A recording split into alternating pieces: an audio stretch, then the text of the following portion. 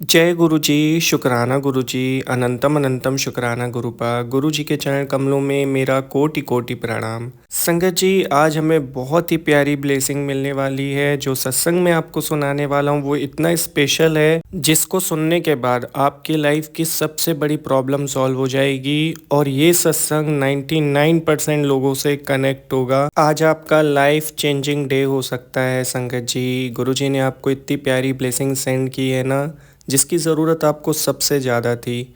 और आज का जो टॉपिक है सत्संग का, जो अंकल जी ने हमारे साथ शेयर किया है, वो है गरीबी के ऊपर। अगर मैं आपसे कहूँ कि आप बचपन से बुरे दिन देखते आ रहे हैं, बहुत गरीबी देखी है, बहुत ही परेशानियाँ देखी है, तो संगत जी आज इस सत्संग को पूरा आराम से बिल्कुल ध्यान से सुनिएगा, बिल्कुल एक पॉइंट भी मिस मत करिएगा। गुरुजी आज आपको वो रास्ता बताने वाले हैं जिससे आपकी गरीबी दूर हो जाएगी, पैसों की कभी कमी नहीं होगी, कभी तंगी नहीं होगी। गुरुजी ने स्वयं आपको आशीर्वाद दिया है, इसलिए प्लीज़ सत्संग को पूरा ज़रूर सुनिएगा, ये मौका मत गवाइएगा। मैं गुरुजी के इस प्यारे से सत्संग को गुरुजी के मंत्र जाप से स्टार्ट करता हूँ। ओम नमः शिवाय, शिवजी सदा सहाय। ओम नमः शिवाय, गुरुजी सदा सहाय। संगत जी, यह सत्संग राजेश अंकल द्वारा शेयर किया गया है। अंकल जी कहते हैं, जय गुरु जी, शुक्राना गुरु जी, अनंतम अनंतम शुक्राना गुरु जी। मैं गुरु जी के मंत्र जाप से अपने सत्संग को स्टार्ट कर रहा हूँ। ओम नमः शिवाय, शिवजी सदा सहाय। ओम नमः शिवाय, गुरु जी सदा सहाय। संगत जी, हमारी फैमिली में हम 4 भाई हैं, जिसमें बहुत एकता हुआ करती थी। हम सब मिलजुल के रहा करते थे। जब चारों भाइयों की हमारी शादी नहीं हुई थी संगत जी, तब घर में कोई भी हिसाब किताब नहीं होता था। तो भले चाहे कोई कम कमाए या कोई ज़्यादा कमाए, पता नहीं चलता था, क्योंकि कोई हिसाब किताब नहीं होता था। जो जितने पैसे घर लेके आता था उसमें हमारा गुजारा हो जाता था, सब कुछ अच्छे से चल रहा था। फिर धीरे धीरे हम चारों भाइयों की शादी होना स्टार्ट हुई। जो मेरे 3 भाई थे वो मुझसे बड़े थे, तीनों की शादियां पहले होनी थी।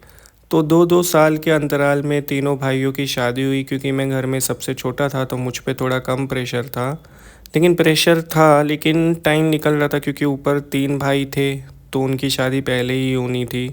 तो उस वजह से मुझे थोड़ा टाइम मिल गया था कि मैं कुछ कर सकूँ लाइफ में।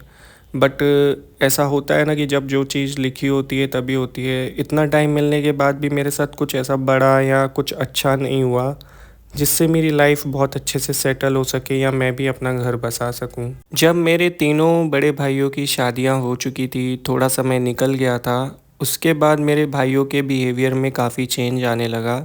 मुझे समझ में नहीं आ रहा था कि ऐसा क्यों हो रहा है, लेकिन जब उनको अपना लाइफ पार्टनर मिला तो उनकी सोच भी बदलने लगी। शायद जो मेरी भाभियाँ थी वो उनका माइंड चेंज कर रही थी, कुछ भी हो सकता है, लेकिन उनके बिहेवियर में मेजर चेंजेस आने लगे। कई बार मैं दुखी हो जाता था, कभी कभी मेरी उनसे बहस भी हो जाती थी बड़े भाइयों से, छोटी छोटी बातों को लेके। हाँ, बहस में मेरी गलती नहीं हुआ करती थी, क्योंकि मैं तो सिंगल था, मेरी कोई इतनी ख़ास ज़रूरतें नहीं थी, लेकिन उनकी ज़रूरतें बहुत सारी थी, जिसकी वजह से हमारा झगड़ा हो जाता था।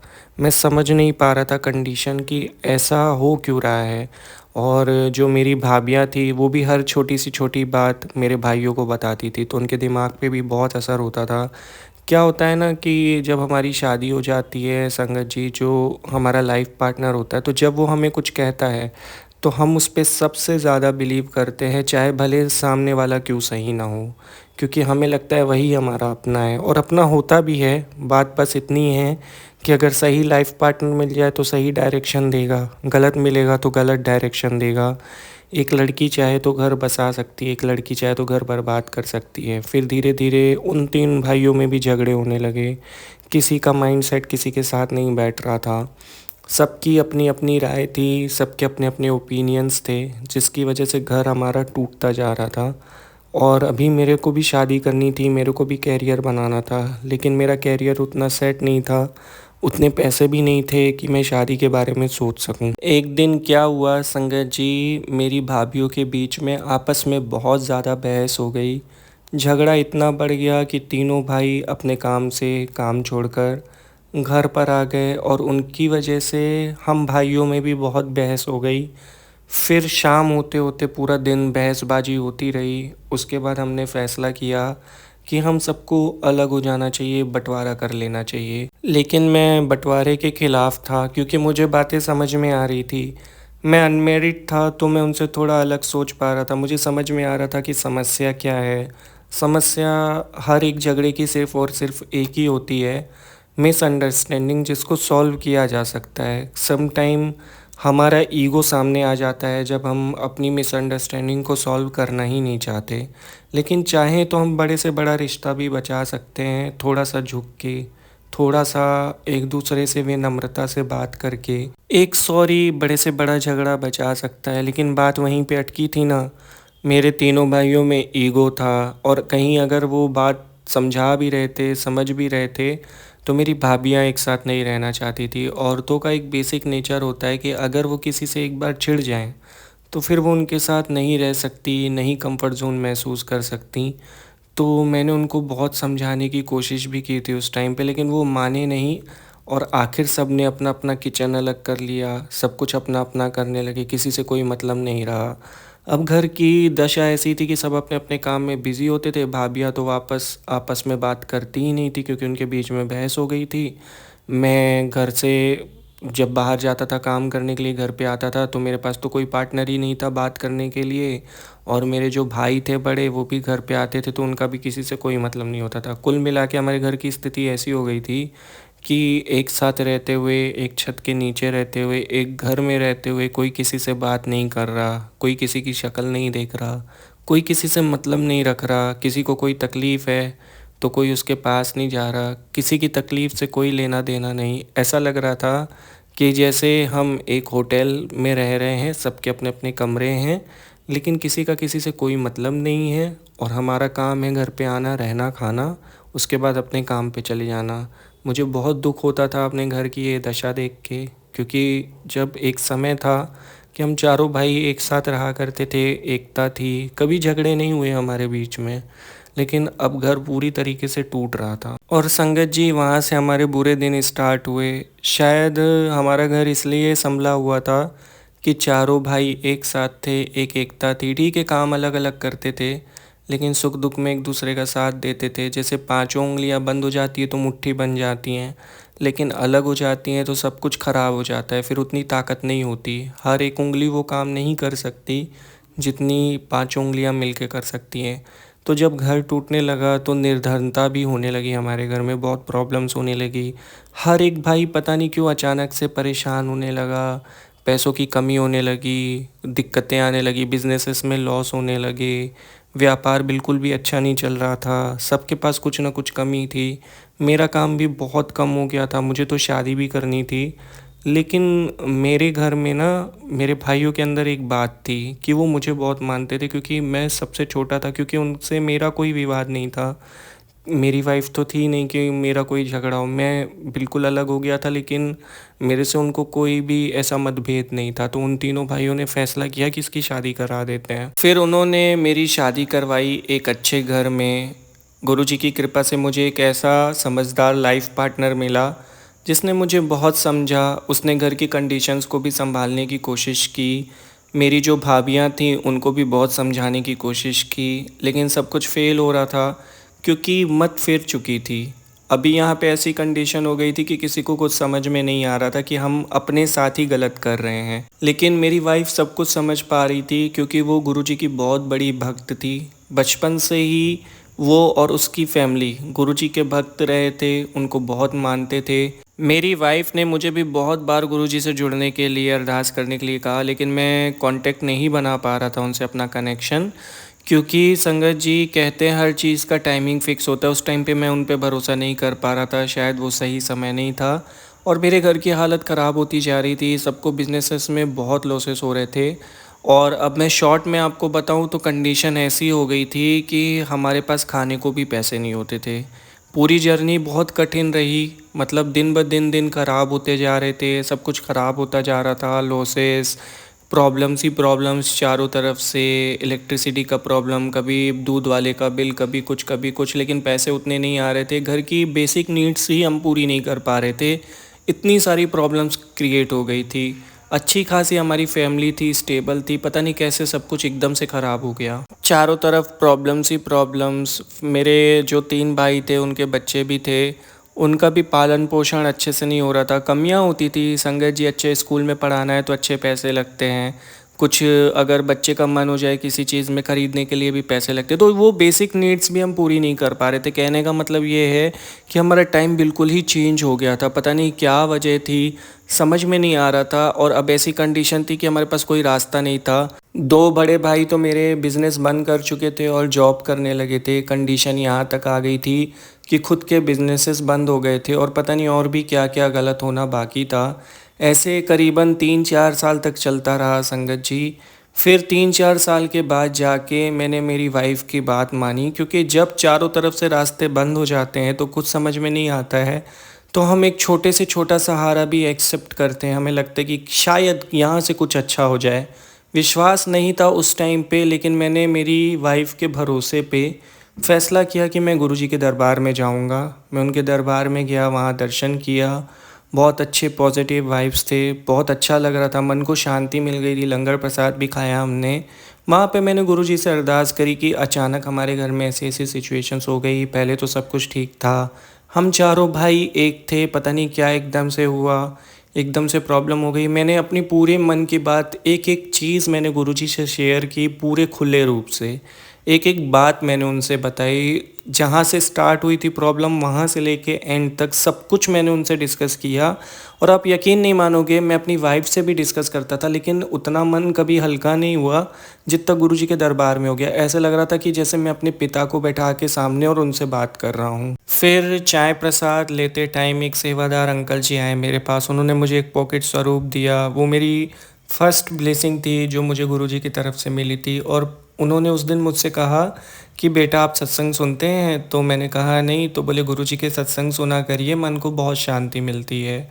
उस दिन पता नहीं क्यों उन्होंने मुझे मैसेज दिया। बाद में समझ में आया जब गुरुजी पे विश्वास होने लगा कि कोई ना कोई निमित्त बनता है, आकर रास्ता दिखाता है। स्वयं गुरुजी उस दिन मेरे पास आए थे, उन्होंने मुझे रास्ता दिया था कि मेरी प्रॉब्लम कैसे ख़त्म होगी। लेकिन उस वक्त पे मैं ये समझ नहीं पाया था।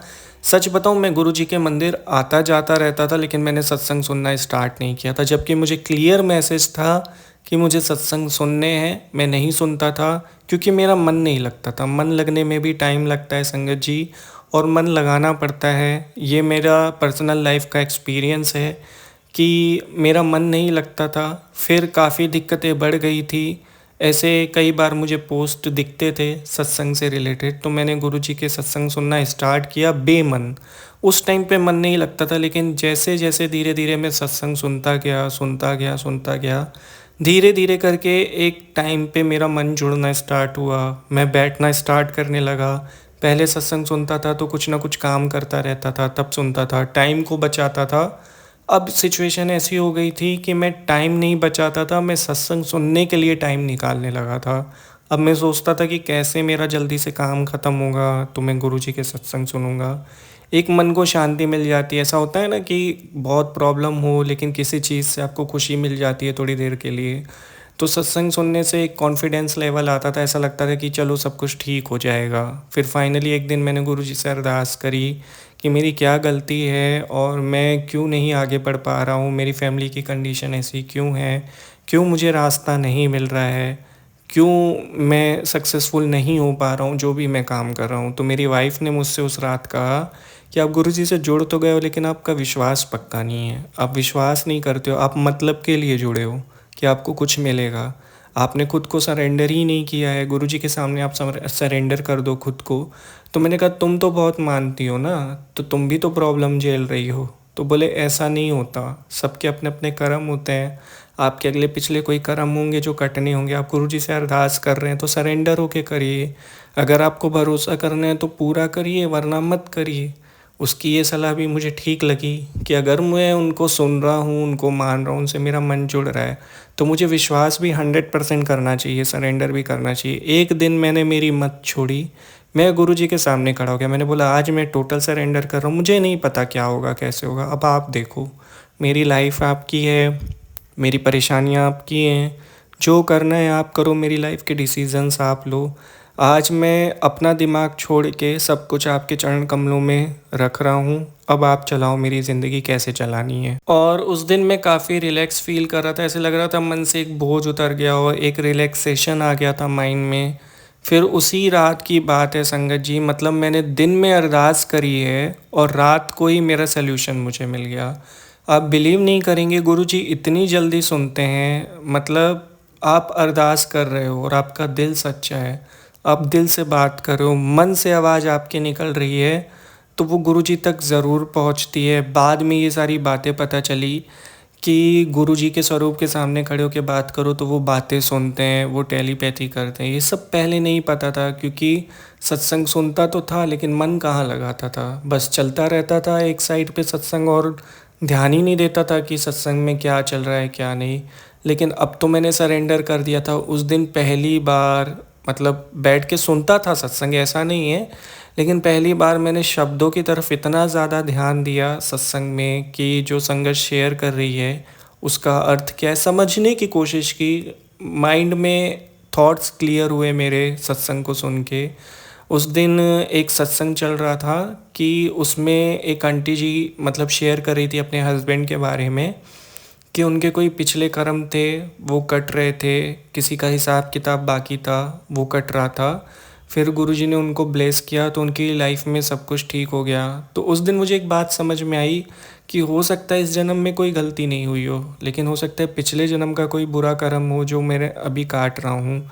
लेकिन एक पावरफुल डिवाइन एनर्जी अंदर आ रही थी, क्योंकि बातें अब समझ में आने लगी थी कि कुछ ना कुछ गड़बड़ तो चल रही है लाइफ में, उसको अलग तरीके से ही ठीक किया जा सकता है। एक सपोर्ट मिल रहा था सत्संग के माध्यम से, गुरुजी की ब्लेसिंग्स जो मिल रही थी। कहते हैं जो भी सत्संग सुन रहा होता है उसको गुरुजी की बहुत ब्लेसिंग्स मिलती है। हमें ऐसा लगता है कि हम सत्संग सुन रहे हैं तो बस एक स्पिरिचुअलिटी है, ऐसा नहीं है। सत्संग का एक एक शब्द गुरुजी की ब्लेसिंग्स होती है। जब हम उनके सत्संग सुन रहे होते हैं ना, तो ऐसा फ़ील होता है कि जैसे गुरुजी हमें ब्लेस करें। अंदर से आप कभी बैठते होगे सत्संग सुनते होगे तो आपको लगता होगा कि हाँ कुछ हो रहा है, अलग सी एनर्जी फ़ील हो रही होगी। और ये तो किसी से छुपा नहीं है कि आज रात जिस बारे में हम सोच रहे थे नेक्स्ट डे हमें उसी बारे में सत्संग प्राप्त होते हैं। तो ये गुरुजी की कृपा है सारे भक्तों के ऊपर कि जो हम सोचते हैं उसी से रिलेटेड हमें सत्संग मिलते हैं। और ऐसे करते करते कुछ दिनों के बाद फाइनली वो मोमेंट आया जहाँ से लाइफ का टर्निंग पॉइंट होने वाला था। एक सत्संग सुन रहा था, रात के करीबन 12 बजे थे। उसमें एक अंकल जी एक ब्लेसिंग शेयर कर रहे थे, गुरुजी का बहुत ही खास मैसेज था। उसमें उन्होंने एक मैसेज शेयर किया था कि उनको गुरुजी का एक संदेश प्राप्त हुआ था। उनको भी किसी संगत परिवार के थ्रू ही प्राप्त हुआ था जो सत्संग शेयर करे थे उनके साथ। तो वो बता रहे थे कि अगर गरीबी दूर करनी है तो गरीब बच्चों में कुछ बांटो, लंगर करो, लोगों की सहायता करो। अगर तुमको चाहिए गुरुजी की कृपा चाहिए, लाइफ में आगे बढ़ना है, निर्धनता पीछा नहीं छोड़ रही है, धन की कमी हो रही है तो उनकी मदद करो जिनके पास कमी है। किसी भूखे को खाना खिला दो, लंगर कर दो, अपनी कमाई का कुछ हिस्सा गरीबों में दान करो। वैसे तो गरीबों में दसवंत कहते हैं, गुरुजी महाराज का आदेश था कि अपनी कमाई का 10% हमें निकालना चाहिए। लेकिन उस सत्संग में था कि अगर सामर्थ्य नहीं है तो जितना आप कर सकते हो इच्छा से, मन से, तो उस इच्छा से करो और गरीबों के लिए करो जो मतलब नहीं, जिनको खाना नहीं मिलता दिन भर के लिए, उनका पेट भरो तो गुरुजी की कृपा होगी, तुम्हारा पेट कभी खाली नहीं होगा, तुम्हारे घर में किसी चीज़ की कमी नहीं होगी। और उन्होंने एक बहुत अच्छी बात भी समझाई थी कि ये करना कैसे है।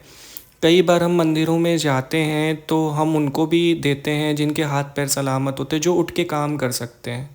मतलब वो उनके पास सब कुछ है लेकिन फिर भी वो वहाँ पे मांगने के लिए खड़े हैं, और उनकी वजह से उनको नहीं मिलता जो चल भी नहीं सकते, देख भी नहीं सकते, कम पड़ जाता है।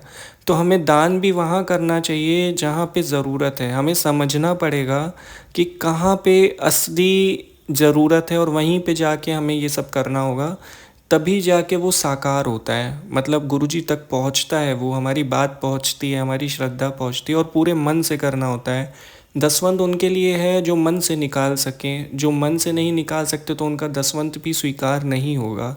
असली दान असली श्रद्धा से होता है, मन से होता है। तो जितना भी सामर्थ्य है उससे करो तो आपकी जो भी प्रॉब्लम है वो सॉल्व होने लगेगी। तो मैंने अपने भाइयों से इस बारे में बात की और मुझे ये बात बहुत अच्छी लगी। अगर हम किसी के लिए कुछ कर पाएँ तो उससे बड़ी बात क्या हो सकती है। तो मेरे भाइयों ने कहा तुम पागल हो क्या, हमारे पास ही अभी नहीं है कुछ, हम कैसे करेंगे, और ये सब अमीरों के चोचले होते हैं, उनके लिए होते हैं, उनको करना चाहिए, हम कहाँ से करेंगे, हम तो खुद ही परेशान हैं। मैंने बहुत समझाने की कोशिश की, वो नहीं समझे। तो फिर मैंने अंदर ही अंदर सोचा कि चलो ये अभी नहीं समझ रहे हैं, शायद अभी गुरुजी की मर्ज़ी नहीं है, गुरुजी के सत्संग उन्होंने नहीं सुने थे, कभी उनको माना नहीं था, कभी वो मंदिर नहीं गए थे गुरुजी के, तो उनको ये बातें अभी समझ में नहीं आ रही थी। तो मैंने फ़ैसला किया कि जो मैं कर सकता हूँ अपने जेब से, जितना मेरे मतलब मेरे अंडर में आता है, जितना मेरे सामर्थ्य में है, मैं करूँगा। मैंने छोटे से स्टार्ट किया, जो छोटे-छोटे गरीब बच्चे मिलते थे, कभी उनको बिस्किट्स के पैकेट्स या कुछ न कुछ दे के चले आता था और सोचता भी नहीं था कि कुछ मिलेगा, क्योंकि मुझे ये दिल से करना अच्छा लगता था। अच्छा लगता था कि मैं किसी के लिए कुछ कर पा रहा हूँ, क्योंकि वो कंडीशन मैंने भी फ़ेस की थी कभी न कभी कि कोई किसी की मदद नहीं करता है, तो मैं लालच में नहीं जा रहा था। सच बताऊँ, ये काम मैं ब्लेसिंग के लिए नहीं कर रहा था, मैं इसलिए कर रहा था क्योंकि मुझे अच्छा लगता था। देखिए कैसे गुरुजी महाराज ने इतनी ख़राब अवस्था में मुझे देने वाला बना दिया। अक्सर लोग लेने वाले बने होते हैं, उन्होंने मुझे देने वाला बना दिया, कितनी बड़ी बात है। और वो मेरी हैबिट में भी आ गया धीरे-धीरे करके। और आप यकीन नहीं मानेंगे, जिस दिन से मैंने स्टार्ट किया था, 6 महीने के अंदर मेरी कंडीशन बिल्कुल चेंज हो चुकी थी। क्लाइंट्स ही क्लाइंट्स थे, सब कुछ बहुत अच्छा हो रहा था, बिज़नेस में प्रोग्रेस था, घर की ज़रूरतें अपने आप पूरी हो रही थी, कहीं से भी पैसों का इंतज़ाम हो जाता था। जब कोई ऐसी बड़ी ज़रूरत होती थी, दुकान में कस्टमर्स ज़्यादा आ जाते थे, कमाई ज़्यादा हो जाती थी, दिक्कतें ख़त्म हो रही थी धीरे-धीरे करके। जब मेरे भाइयों ने देखा कि मैं इम्प्रूव कर रहा हूँ, तो उन्होंने मुझसे आके पूछा कि तुमने ऐसा क्या किया कि तुम्हारे साथ सब कुछ अच्छा-अच्छा होने लगा? हम तो अभी भी वही सब प्रॉब्लम फ़ेस कर रहे हैं। होता है ना देखा-देखी में, मतलब लोग सोचते हैं कि यार इसके साथ कैसे अच्छा हो रहा है? तो मैंने उनको समझाया कि मैं आपके पास आया था, लेकिन आपने मेरी बात नहीं मानी। फिर जब उन्होंने मुझे देखा, तो उनको विश्वास तो था नहीं संगत जी, लेकिन उन्होंने मेरी देखा-देखी में मेरा साथ दिया, फिर वो भी मेरे साथ ये सब कुछ चीज़ें करने लगे। तो फिर उनकी लाइफ़ में भी मिरेकल होना स्टार्ट हो गया। देखिए गुरुजी में विश्वास नहीं था, लेकिन फिर भी उन्होंने उनको ब्लेस किया। हमारे गुरुजी इतने दयालु हैं। फिर धीरे-धीरे करके 1-2 साल में हमारी कंडीशंस बहुत अच्छी हो गई। जो बिज़नेसेस बंद हो गए थे वो चालू हो गए, सब कुछ प्रॉपर हो गया और जितना पहले कभी था हमारे पास उससे 10 गुना था। मतलब ऐसा सोच के हम कर रहे थे ना कि पहले जैसी कंडीशन हो जाए। गुरुजी ने हमें इतना दिया, इतना दिया, इतना दिया जिसकी कल्पना भी नहीं कर सकते। उन्होंने हमारी लाइफ़ को पूरी तरीके से ब्लेस कर दिया, सब कुछ अच्छे से चलने लगा। धर्म की कमाई हो रही थी, मतलब कमाई भी ऐसी आ रही थी कि जिसमें स्ट्रगल तो था, लेकिन एक सुकून था और किसी के लिए कुछ करने की शक्ति थी गुरुजी महाराज ने। इससे बड़ी कृपा क्या हो सकती है? हमारी गरीबी मिटा दी उन्होंने। मतलब इतने सालों से जो कष्ट चल रहे थे, गरीबी का समय आ गया था, प्रॉब्लम्स ही प्रॉब्लम थी, सब कुछ ख़त्म हो गया। सिर्फ़ एक छोटा-सा उपाय करने में गुरुजी का आदेश माना और गुरुजी ने इतना ब्लेस किया जिसकी कल्पना भी नहीं की थी। गुरुजी का अनंतम अनंतम कोटि-कोटि लख-लख बार शुकराना कि उन्होंने मेरी लाइफ़ में मुझे इतना सपोर्ट किया, इतना ब्लेस किया। हम कभी भी गुरुजी का दर नहीं छोड़ पाएँगे। मेरी इच्छा है कि मैं जब आखिरी साँस लूँ, तब गुरुजी मेरे सामने हो। मैं गुरुजी से ये प्रार्थना करता हूँ कि वो हर पल मेरे साथ रहें, इस जन्म में भी और अगले जन्म में भी, और ऐसे ही मुझे रास्ता दिखाते रहें। गुरुजी की कृपा हम सब पर बनी रहे, मेरी उनसे यही प्रार्थना है। और जो भी सत्संग सुन रहे हैं और जो अंकल जी सत्संग सुना रहे हैं, उनको भी गुरुजी बहुत सारा ब्लेस करें, बहुत अच्छी सेवा कर रहे हैं। सत्संग सुनना भी सेवा है, सत्संग करना भी सेवा है, सत्संग में भाग लेना भी सेवा है। सत्संग ही सब कुछ है, लाइफ चेंज हो जाती है संगत जी। बहुत बहुत शुक्राना गुरुजी महाराज का कि उन्होंने हमें इतना सरल मार्ग दिया, सत्संग ब्लेस किया, जिससे आज हम अपनी लाइफ में कुछ कर पा रहे हैं। एक मोटिवेशन भी मिलता है, स्पिरिचुअलिटी भी मिलती है और सही मार्गदर्शन मिलता है, सही रास्ते पे हम चल पाते हैं। गुरुजी की आज्ञाएँ, उनकी शिक्षाएँ फॉलो करके हमें सही जगह पे रास्ता मिलता है। गुरुजी का अनंतम अनंतम कोटि-कोटि शुक्राना हमें एक अच्छी लाइफ ब्लेस करने के लिए। मैं अपने सत्संग को यहीं विराम देता हूँ संगत जी। कोई गलती हो गई होगी सत्संग सुनाने में तो माफ़ कर दीजिएगा। ओम नमः शिवाय। शिव जी सदा सहाय। ओम नमः शिवाय। गुरु जी सदा सहाय। जय गुरु जी। संगत जी, अंकल जी बहुत ही प्यारा सत्संग था। बहुत बहुत शुक्रिया इतना प्यारा सत्संग शेयर करने के लिए। कोई गलती हो गई होगी सत्संग सुनाने में तो माफ़ कर दीजिएगा। इस ब्लेसिंग्स की बहुत ज़्यादा ज़रूरत थी। संगत परिवार में बहुत से लोगों को ये कष्ट है। काफ़ी सारे मैसेजेस आते हैं। आपने बहुत बड़ी प्रॉब्लम सॉल्व की है। बहुत प्यारी ब्लेसिंग शेयर की है, जिसके लिए आपका अनंतम अनंतम शुक्राना। संगत जी, जो मैसेज आज मिला है प्लीज़ उसको फॉलो करिएगा। बहुत ही प्यारा मैसेज है। आपके दिल को सुकून भी मिलेगा और आपके घर में जो परेशानियां हैं वो भी ख़त्म हो जाएगी। और आप भी अपने सत्संग ज़रूर शेयर करें। डिस्क्रिप्शन में मेल आईडी है, वहाँ पे अपने सत्संग भेज सकते हो आप। और इस चैनल को सब्सक्राइब करके बेल आइकन नोटिफिकेशन को भी ऑन करके रखो। ये गुरुजी का चैनल है, यहाँ पे गुरुजी की ब्लेसिंग्स होती हैं। यहाँ पे गुरुजी की संगत अपने सत्संग शेयर करती है। प्यारे प्यारे सत्संग सुनने के लिए चैनल को सब्सक्राइब ज़रूर करिएगा। नोटिफिकेशन भी ऑन करके रखिएगा ताकि आपको अपडेट्स मिलते रहें। जय गुरु जी। शुक्राना गुरु जी। ओम नमः शिवाय। शिव जी सदा सहाय। ओम नमः शिवाय। गुरु जी सदा सहाय।